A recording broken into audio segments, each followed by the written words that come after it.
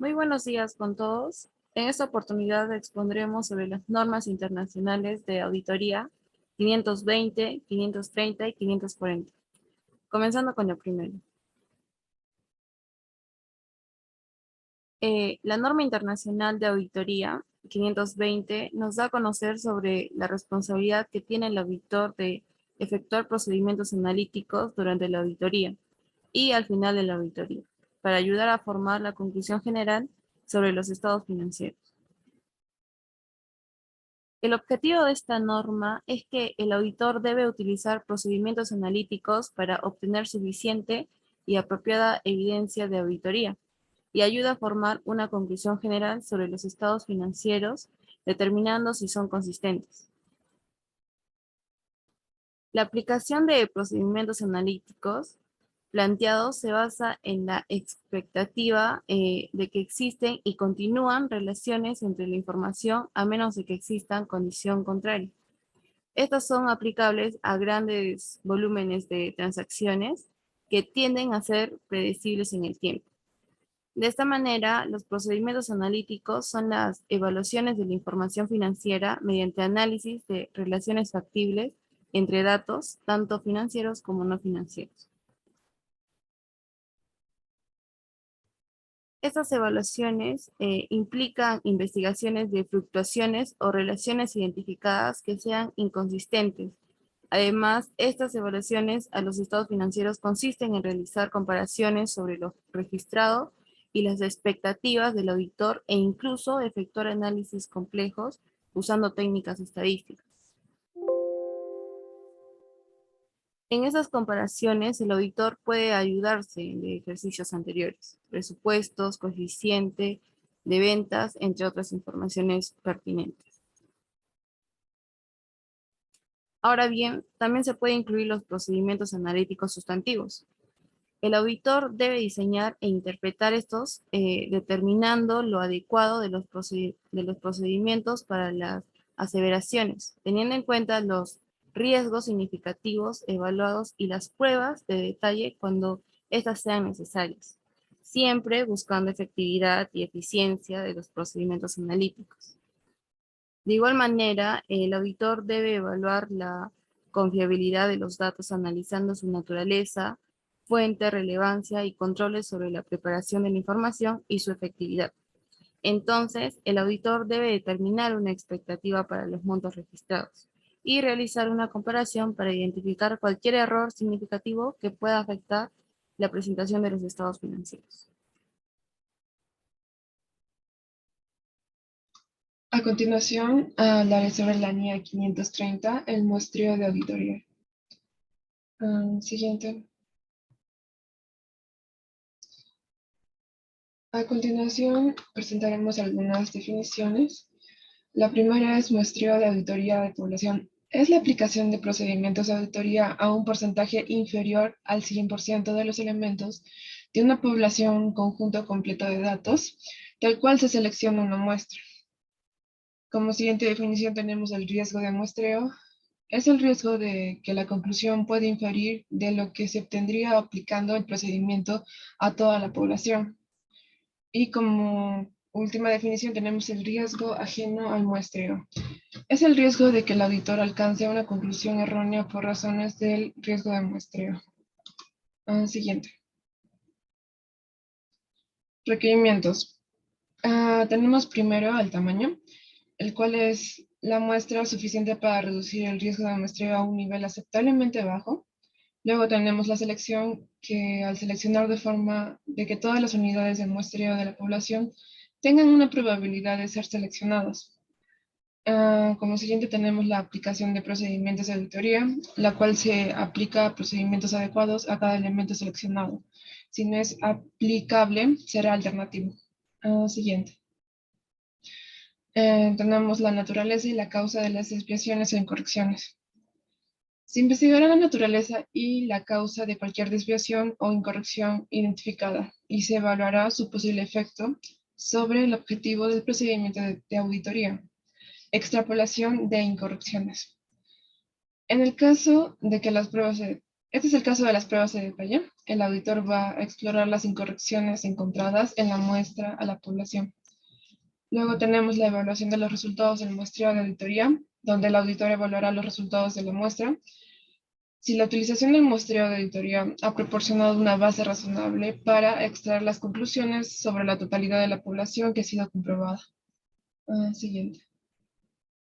Tenemos los métodos de muestras. Como primer método tenemos la selección aleatoria, la cual consta en dividir el número de unidades del muestreo de la población por el tamaño de la muestra para obtener un intervalo de muestreo.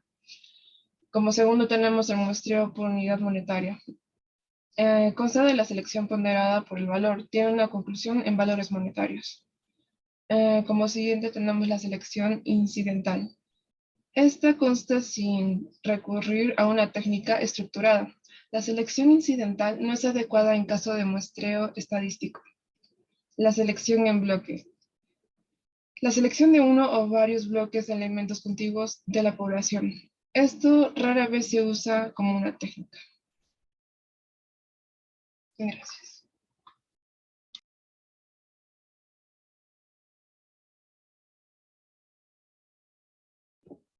Bueno, ahora tenemos la NIA 40, que es auditoría de estimaciones contables, incluidas las de valor razonable y de la información relacionada con revelar. Siguiente, por favor. Bueno, el alcance que tiene esta NIA es que trata de las responsabilidades que tiene el auditor en relación con las estimaciones contables, incluidas las estimaciones contables de valor razonable. También la información relacionada a revelar y al realizar una auditoría de los estados financieros. Este también incluye los requerimientos y orientaciones sobre las incorrecciones en estimaciones contables concretas y sobre indicadores de la existencia de un posible sesgo en la dirección. La naturaleza de las estimaciones contables. La naturaleza y fiabilidad de la información de la que se dispone la dirección como base para la realización de una estimación contable es muy variada. Este afecta al grado de incertidumbre en la estimación asociada con las estimaciones contables.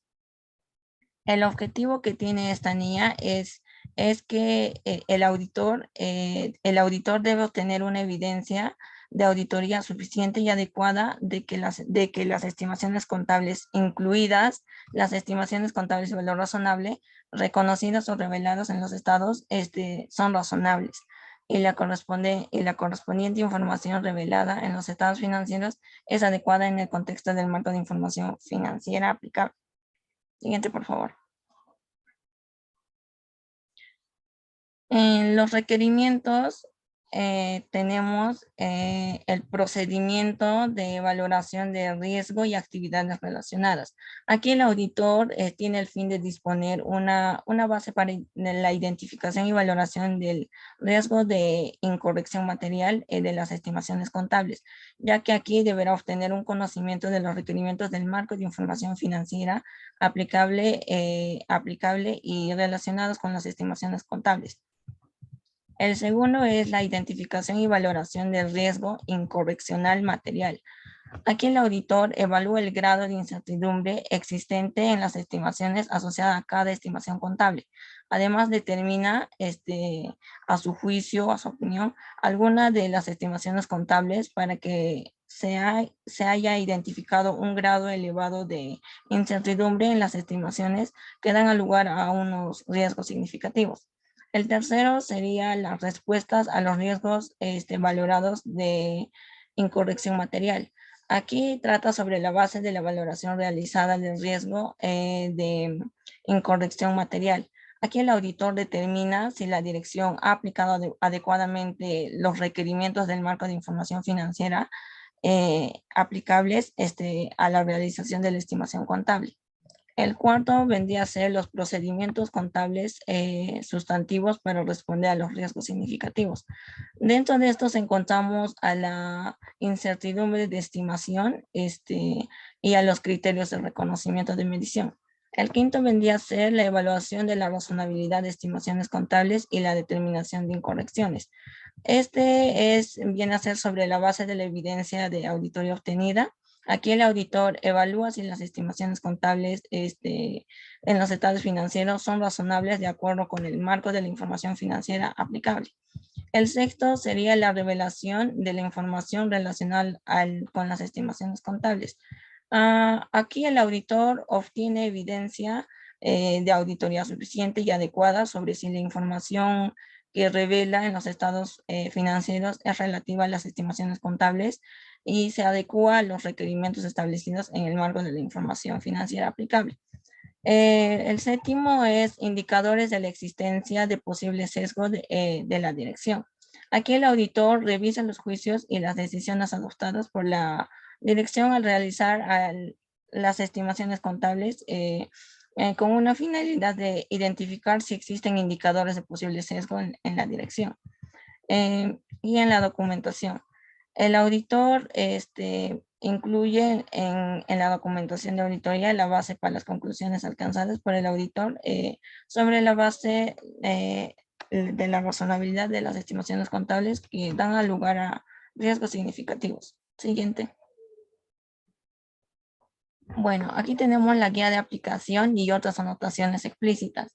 En primer lugar está la naturaleza de las estimaciones contables, que debido a las incertidumbres inherentes a las actividades empresariales, algunas partidas de los estados financieros solo pueden ser estimados. Y tenemos los procedimientos de valoración de riesgos de actividades relacionadas.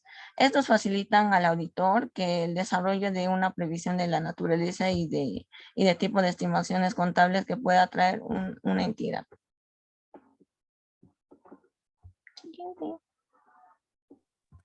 Ya. Empleo de expertos por la dirección. La dirección puede contar con la entidad para emplear a personas con experiencia y también puede contratar a un experto. Hipótesis.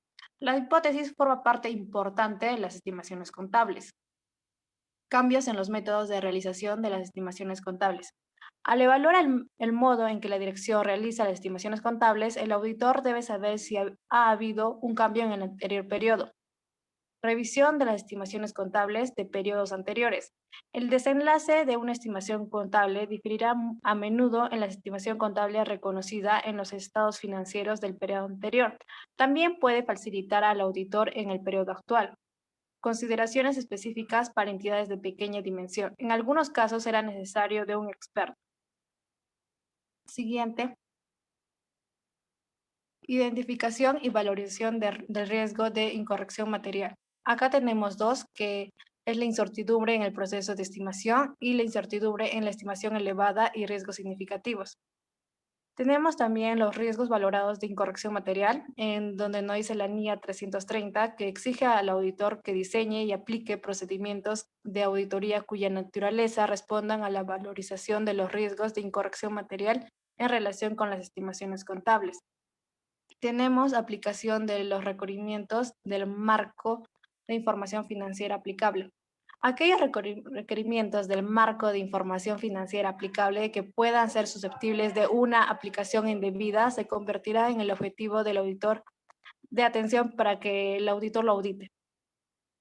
Congruencia de los métodos y de la base de los cambios. El análisis por parte del auditor de un cambio en una estimación contable o en el método para realizar con respecto al periodo anterior es importante porque un cambio que no se base en una modificación de las circunstancias se considera arbitrario. Siguiente. Hechos ocurridos hasta la fecha del informe de auditoría.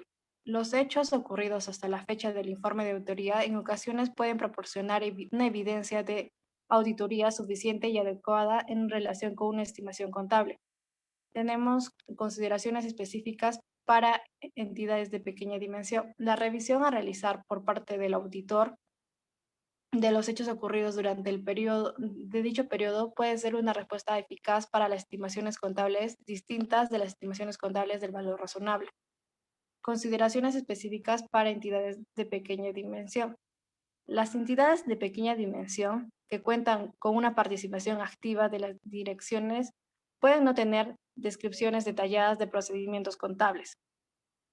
Evaluación del método de medición. Los aspectos que el auditor puede tener en cuenta incluyen, por ejemplo, si el fundamento de la dirección para la selección del método es razonable.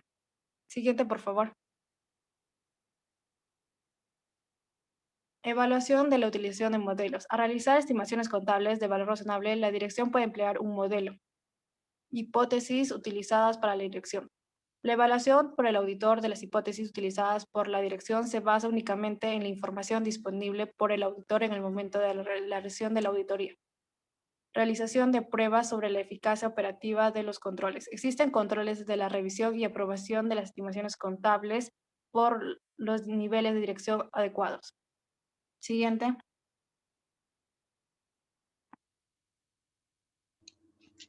Evaluación de la razonabilidad de las estimaciones contables y determinación de incorrecciones. Sobre la base de la evidencia de auditoría obtenida, el auditor puede concluir que la evidencia pone de manifiesto una estimación contable que difiere de la estimación puntual de la dirección. En relación con las estimaciones contables, una incorrección, ya sea puede surgir debido a incorrecciones de hecho, juicio e incorrecciones proyectadas. Siguiente. Revelación de información relacionada con las estimaciones contables.